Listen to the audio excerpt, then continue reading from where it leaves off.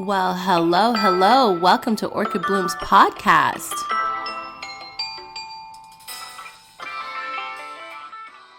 Welcome back, bloomers, to another episode on Orchid Bloom's podcast. I am your host, Orchid Brown, with Orchid Bloom's podcast. You can find me on TikTok, X, and Blue Skies at Orchid I Brown.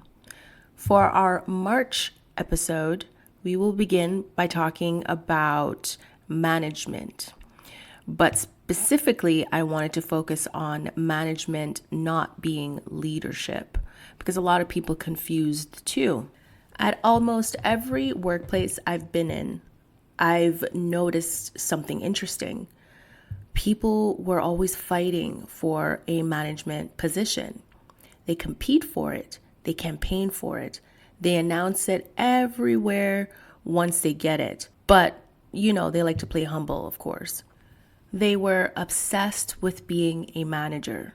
So I asked myself, are they pursuing leadership or are they pursuing status? Because people attach their identity to it. Management is a role. Leadership is a capacity. They are not automatically the same. Yet, majority of the people that I've met who wants to be manager or become manager, they believe that once they become a manager, they are automatically a leader. So what is management? Management is coordination, resource allocation, delegation, performance oversight, policy enforcement, reporting upward, translating strategy downward. A manager is essentially a liaison, which means you are a bridge between decision makers and executors. They translate employee concerns into executive summaries. Managers translate executive decisions into actionable tasks. Management is not just about assigning work, it's about being accountable for the conditions under which that work is performed. These managers carry information, filter information, translate expectations, protect or expose their teams, represent both sides. One thing I've noticed in workplace conversations is that some managers don't seem to understand that they are responsible for team performances. Employees are responsible for effort. That's their responsibility, effort. Managers are responsible for environment. That means the entire office. If expectations are unclear, performance drops. If training is weak, performance drops. If morale is low, performance drops. If feedback is inconsistent, performance drops. That's all management. If one employee struggles, that might be individual. Not all cases are the same. Some management are just corrupt. But management is leverage. If multiple employees struggle, that's structural. One manager can influence 5 to 10, sometimes 50 people. Influence carries responsibilities. If you want the authority of management, you must accept the accountability of management. And a lot of managers don't understand that. A lot of them assume that having the authority of management means that they have power. Actually, no, you don't. You don't have power at all. Because just like management is not leadership, authority sometimes doesn't mean you have any power at all. It doesn't. They're not the same. Now, what is leadership? Since a lot of managers believe that they are leaders just because they have a title. Leadership is influence without coercion. Let me repeat, influence without coercion. And a lot of management believe that coercion means influence. It's not the other way around. Influence without coercion. If you're using coercion, it just means that you are a manipulative person. Yeah? I hope we made that clear. Leadership is vision. Leadership is emotional intelligence, moral courage, accountability, trust. It is not structural, it's psychological. You can be a manager and not be a leader all at the same time. Management does not mean you're a leader. There are certain people that I have met throughout my career who are great with leadership, but they're not managers.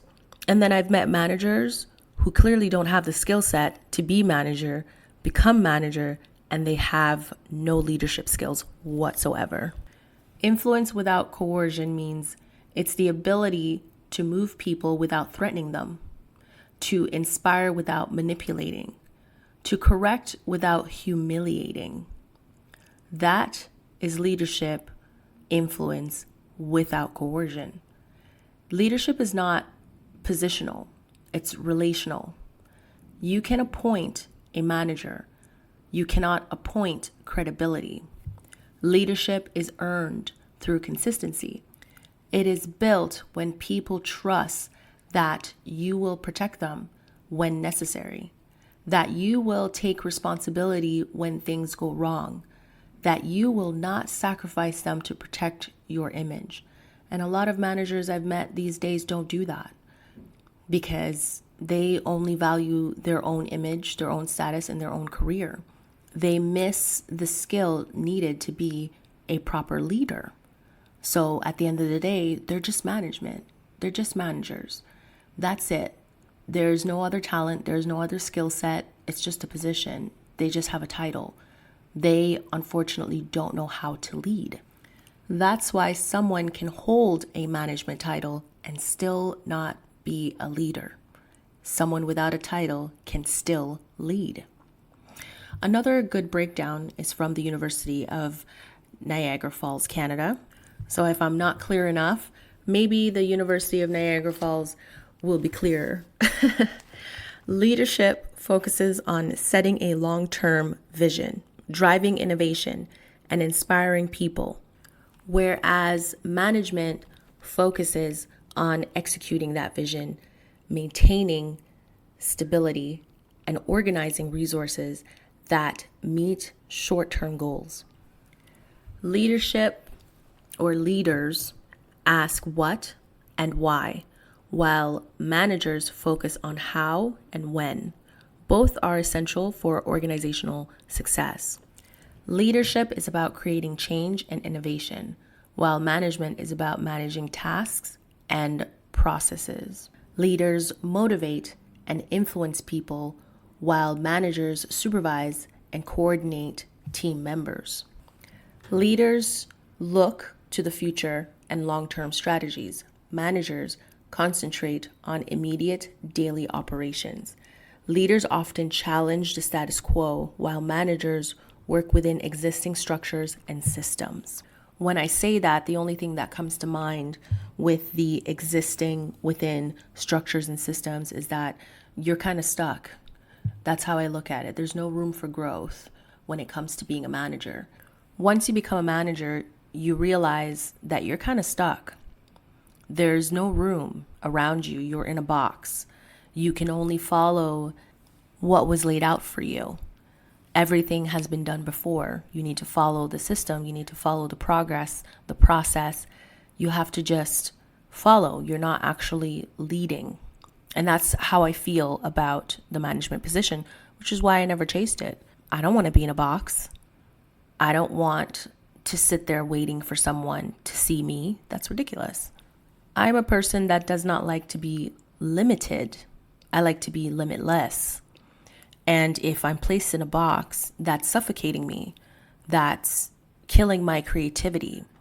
That's not allowing me to truly test my potential and to put my mindset and the way that I think, especially as a leader, to work. So most times I am just not attracted to management positions. I'm not. And I've met people who are very much attracted to it. But once I get to know them, and I like to do that, I like to go real deep. Once I get to know them on a deeper level, I realize that most of the people that I have met who wanted a management position wanted it because they saw the management position as power and status. because they have no control over what's going on in their own life. They have nothing going on for them. They have no plans, they have no goals, they have nothing.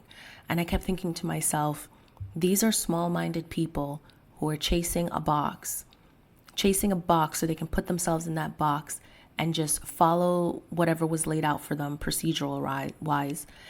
And they have nothing else going on for them. They're miserable in their lives. Miserable. I am yet to meet somebody who wants a management position or a manager themselves who has great things happening in their lives and want the position because it just calls to them, not because they want to feel like they're in control of something in their lives. That's really sad, really, really sad. And some of these people, they have some deep-rooted insecurities about them, where they feel that if they got a management position, that they would be able to prove themselves. Look, I got the management position. See, I'm somebody. I just find that so sad. So when I speak to these people who are working so hard to become management, I just feel sorry for them because they clearly had not used their mind and understood that position, yes, you'll get the title. Yes, you'll be able to brag about how you're a manager, but at the end of the day, whatever power you think you're going to get because you have it is non-existent. It's just an illusion. It's just an illusion. Yes, you'll be able to go around saying that you're a manager, but the responsibilities and the pressure and the accountability that you would have to take, something that you've never done in your lifetime, which is take accountability, you're now putting yourself in a situation where you are chasing that. But in your regular life, you've never taken accountability for anything. You have never been responsible for anything because you're not a responsible person. But if they get the management position, they can show that, yes, I can be responsible for something, and you should put your faith in me, knowing fully well that they're actually not capable. And it's really sad. It's really, really, really sad. Being a manager is great for certain people who have been at the bottom for a very long time and really need a win. But being a manager is not really a win. There's a lot to it, a lot more responsibilities that if you're not equipped to handle, you will fail, and that will be something you'll carry with you as your identity for the rest of your life. That's not a pressure that I would wish on anyone. But let's continue. While a manager might rely on formal authorities to get things done, a leader relies on influence and personal examples. Based on what I have explained thus far, my question is now, why organization promote the wrong people? Well, let me answer that question. Promotions are not always based on skill. Promotions often happen because someone is politically convenient, someone is easy to control, someone won't challenge upper management, someone can be used as a buffer, someone fits socially. There was no one else available. That's really it. And the most important part, and what people truly need to understand, is that competence is not always what is rewarded. Sometimes compliance is. And of course, my personal favorite that I'd like to add to that list that I mentioned earlier is that there is the promotion for scapegoats dynamics. A weak manager can absorb blame. A strong leader questions. They ask questions. That's a problem. They expose ineffectiveness. They demand clarity.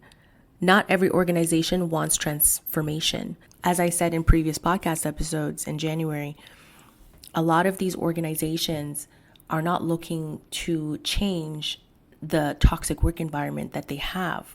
They want to keep it going. And it works for them. So why would an organization change a culture, a toxic culture, something that is not really working for any employee when it's working for them? Some systems prefer silence over strength. A weak manager can absorb blame, as I said before. A strong leader creates accountability upwards, and that difference matters. The one thing I'd like to admit from doing this podcast episode is that I think the management position is a joke. Maybe years ago, it meant something. Years ago, it meant something. In our day and age, as I mentioned before, a lot of weak-minded people who have never accomplished anything in their lives, are desperate for this position because they're thinking about the position in an older mindset from the past. Nowadays, being a manager is a joke, and I'll explain why as I keep going through this podcast episode. Regardless of the organization's decision, they will either end up with a secure manager or an insecure manager. So let me break those two down. Let's begin with the insecure manager. An insecure manager feels threatened by competence, withholds information, plays favorites, use politics, takes credit for work they did not do, avoids accountability, creates fear to maintain control. And let's be honest, people, we've met those idiots and have questioned how and why did these people get their positions. Now let's move on to secure managers. Secure managers develops talent, gives credit publicly, corrects privately, builds morale intentionally, accepts feedback, protects the team, makes decisions transparently. Insecurities turns management into control. Security turns management into leadership. So let me break that down again. Insecurity controls. Security leads. And the difference is felt immediately in team cultures. Another interesting thing I've heard people say is that managers need to be good liars. But what does that mean? What does it even mean? Because I've met some liars who compulsively lie, and they're in a position of authority. And they were not good liars because it was so easy to see through the lie. Nothing added up. But, we all went along with it. And then there are people that are actually good liars. And you can't see or hear or question it at all because they were damn good at it. Unfortunately, I haven't met a lot of good liars. I've met really bad liars. And don't get me wrong, I can be a very good liar. You know why? Because I don't lie too much. So when I do lie, it makes sense. Nothing is going to come out of my mouth that does not make sense. It all leads somewhere. It all adds up to something. And if you don't believe me in that moment, I promise you will believe me later. So I'm not really worried about, liars. But there's a lot of people that can't see through good liars, which blows my mind. But yeah, what is a good liar? And in order to be a successful manager, do you need to be a good liar? In corporate language, that often means withholding information strategically, managing optics, redirecting blame, speaking vaguely enough to avoid accountability.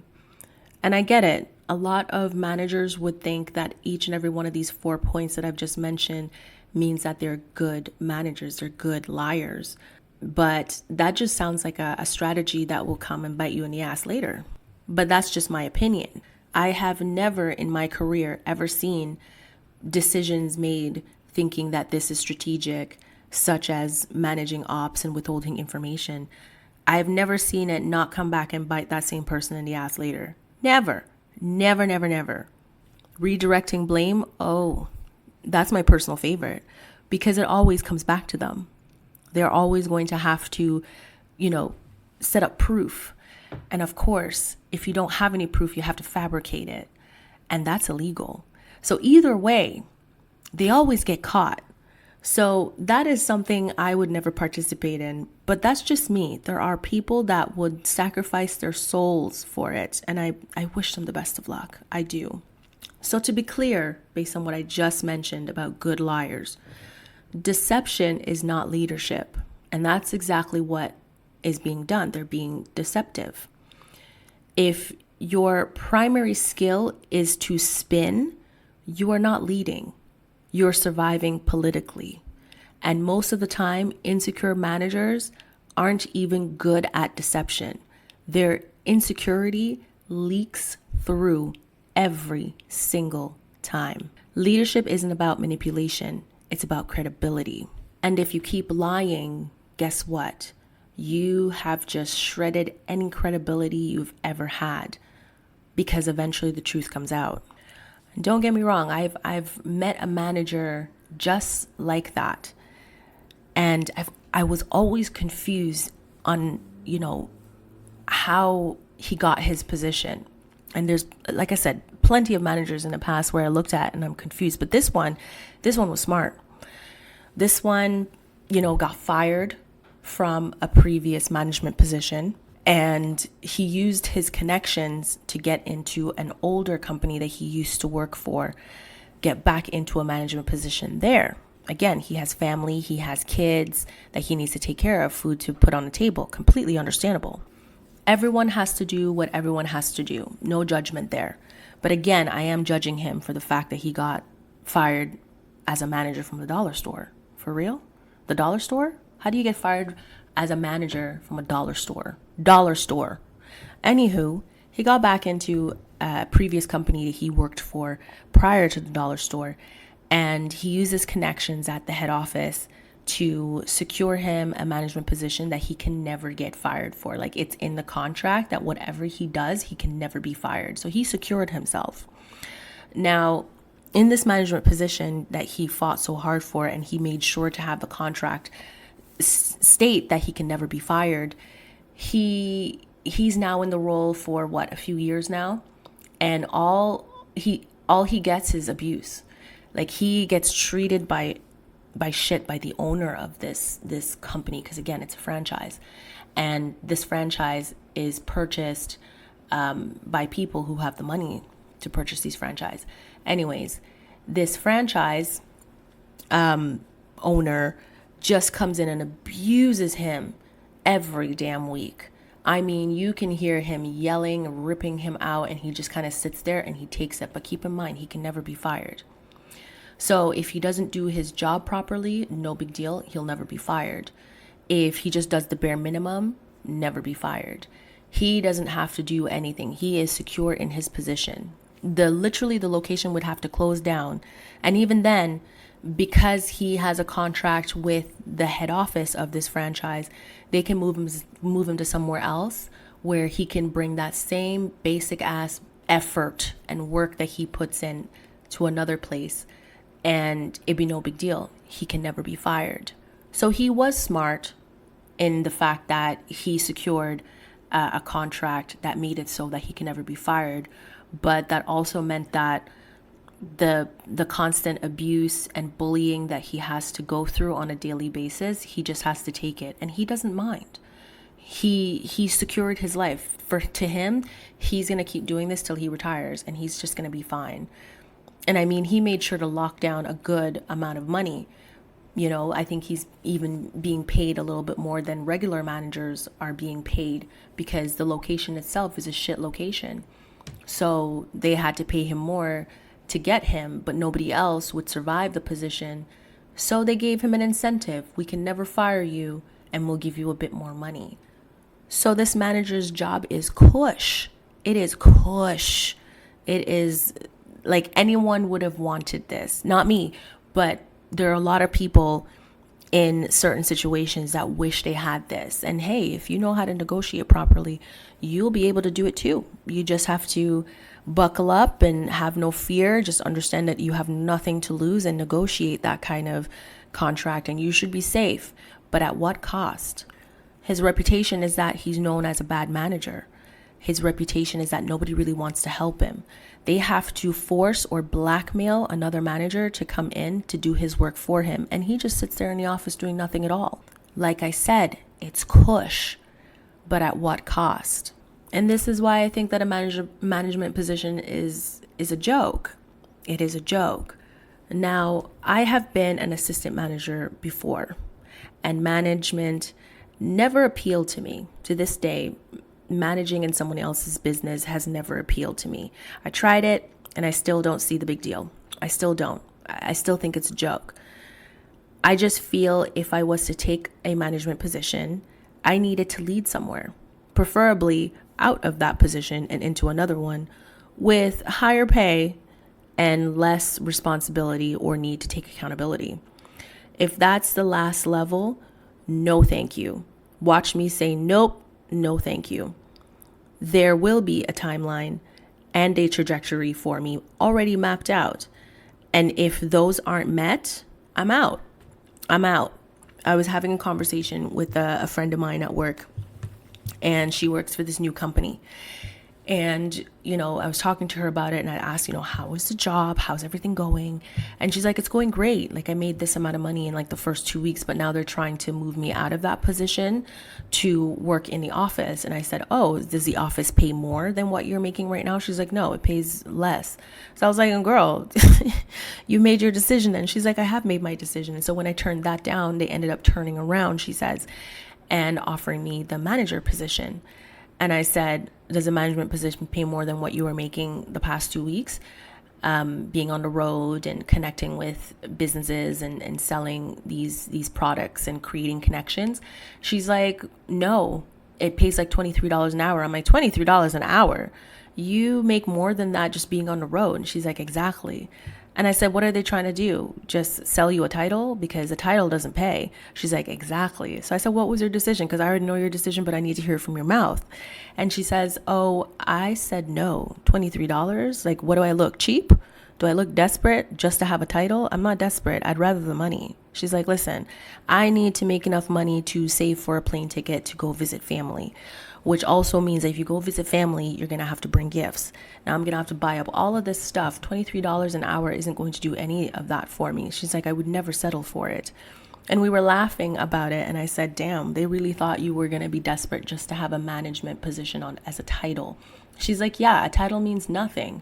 The title is a joke. $23 an hour for all that responsibility and the fact that I have to take accountability for all these people and what they do and their effort. Forget that. And we laughed about it. Completely laughed about it. She's like, do I look stupid? Is there stupid on my head? Is it stamped stupid? Orchid, let me know. And I said, no, I don't see stupid on your forehead. Sorry. And we just continued to laugh. And this is what I mean by the position is a joke. $23 an hour, I'm gonna laugh in your face. Like, what is that supposed to do for me? With all the goals and things that I want to accomplish in life, you think a title is not gonna get you there. Money will. Money speaks. Money talks. So what is the title supposed to be? You're going to walk into a bank and go, well, I'm a manager of this company, so I should just get whatever I want. Nope. The bank don't care. The bank is looking at how much you're actually making. If I have to struggle to get a mortgage or a loan or to get myself a nice vehicle or to save up to go traveling to visit family or to, relax for myself, then there's a problem. This management position is not worth it. So we were just kind of laughing about it. And then I asked her for an update last week on the situation. And I said, so are they still badgering you to take the management position? She's like, yeah. I'm like, they can't find anybody? She's like, at this point, it looks like they can't find anybody that would settle for $23 an hour just to have a title that says manager with all that crap behind it. I said, well, they knew that. So they were hoping that they could sweet talk you into the position.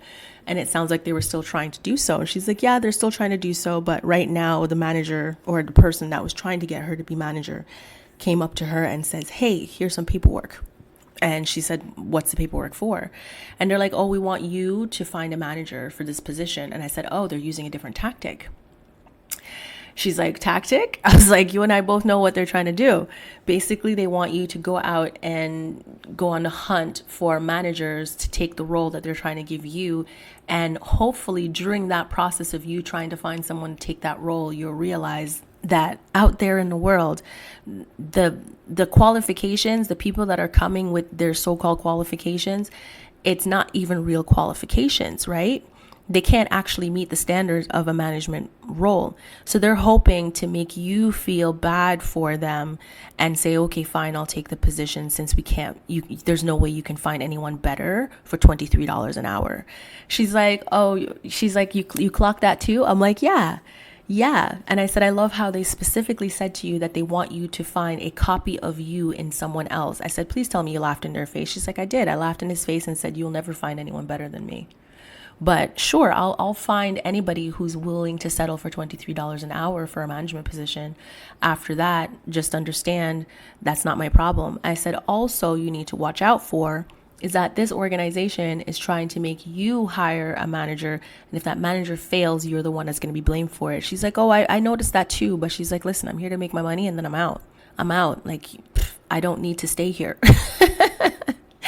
So we were both laughing about this because they really thought they were slick. They really thought that if they put her in this position to find a manager for them, knowing fully well that majority of the people out there who have had a title of management never had the skill set, never had the qualification for the role. And so they got into the role, thought they were big shot because they finally became managers.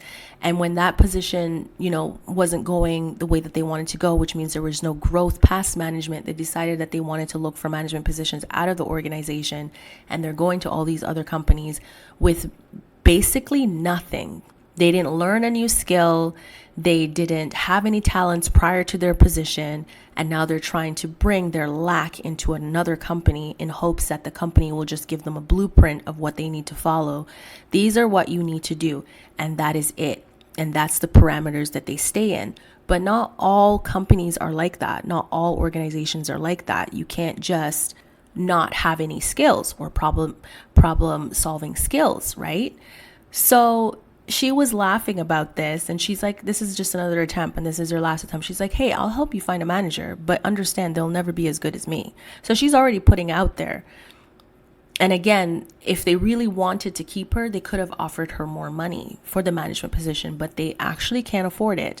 And they're desperate for her to just take the position at the low amount of $23 an hour for all of that responsibility over people, responsibility if things go wrong, taking blame for things and accountability for things as if it was her problem. She was like, nah, man, for $23 an hour, I'm not going to kill myself. There's too many people in this world who work and die for their job just to end up walking away with cancer, losing everything in their lives. I'm not doing that. That's not worth $23 an hour. My life is not worth $23 an hour. You're going to have to pay me a lot more than that for me to take on the responsibility of a manager in this company. So we had a good laugh, man. We had a good laugh. So saying all of this to say some of the most competent people I've met don't want a management role, not because they can't do it, but because they see the politics and it's not worth it. They see how managers get squeezed between upper management and employees. They see how often the role becomes performative rather than impactful. And some people would rather maintain autonomy than pursue a title, which is what it is. It's just a title. The money, it's not even worth the title itself. This is why I said it's a joke. You get this title and they pay you the bare fucking minimum to take on so much responsibility and have to take blame and accountability for things that were out of your control, and you weren't even provided resources to make sure these things wouldn't happen. It just happened because they created a system, they created a culture where everyone has to fail. You have to fail and you have to take accountability for it. Upper management is not going to take accountability for it. The structure will not change to make it so that this business will actually be successful. They make money off of the unsuccessful nature of this business, of this organization, of this department. It doesn't matter. It is just a title. That doesn't mean they lack leadership, the people that are, of course, too competent to settle for just a title. It just means that they value integrity more than status. Status, a title, is not going to pay all your bills and it's not going to make your dreams come true, right? And a lot of people don't connect that. So maybe the real issue isn't bad managers. Maybe the issue is that we confuse authority with leadership. Management is a title. Leadership is a responsibility. Management can be assigned. And as we walk through this world, we see that management can be assigned to anyone. And I mean anyone. People who don't even qualify for the position can be management. That is how bad it is. It is a joke. Leadership must be developed. If you're pursuing a management role, ask yourself, do I want control or do I want responsibility? Do I want status or do I want impact? Because if you want the authority of management, you must also accept the accountability of management. And a lot of people don't want that. They just want the title so they can run around and say that I am a manager, but they're being paid shit and they can't afford life. So, I just wanted to take this time to break down what the difference is between management and leadership, but it ended up turning into something so much more fun. Conversations that I have with real competent people who are damn good at their jobs. And any organization would love to have them because they're so competent, but we're not chasing a title. A title means nothing. The title itself is a joke because of the amount of people you've put in that position that never qualified. The only thing we care about as competent people is getting paid. Where's our money? If it's not there, we don't have to settle. We really don't. So that concludes this podcast episode. Thank you for joining me today on the Orchid Blooms podcast. Your support is appreciated. Take this time to subscribe, follow, rate, and leave a review on the podcast platform of your choice. Our social media pages are Orchid Blooms YouTube channel, The Ambitious Obsession Network on Facebook, at The Ambitious Ops on Twitter, at The Ambitious Net on Instagram. If this episode resonates with you, share it with someone who needs to hear it. Until next time, keep blooming. I hope you have a splendid day.